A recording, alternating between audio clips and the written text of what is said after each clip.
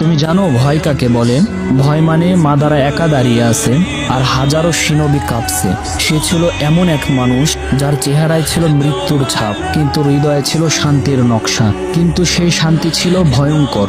মাদারার চোখ শুধু একটা কথাই বলে, আমি যুদ্ধ করতে আসিনি, আমি শেষ করতে এসেছি যুদ্ধকে।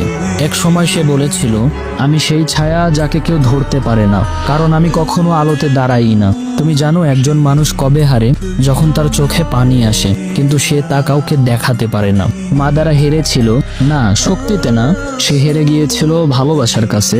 মাদারা শেষ নিঃশ্বাসে স্বীকার করেছিল, তোমরাই ঠিক ছিলে।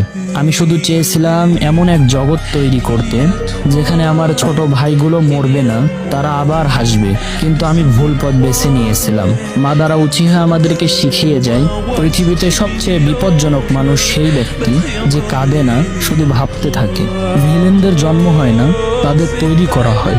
সবচেয়ে কঠোর চোখের পিছনেও এমন এক কষ্টদায়ক ইতিহাস থাকে যা কেউ কখনো জানেই না। সে হারেনি, সে শুধু বুঝে গিয়েছিল এই দুনিয়াকে বদলাতে হলে শান্তি না, দরকার ভালোবাসার সাহস।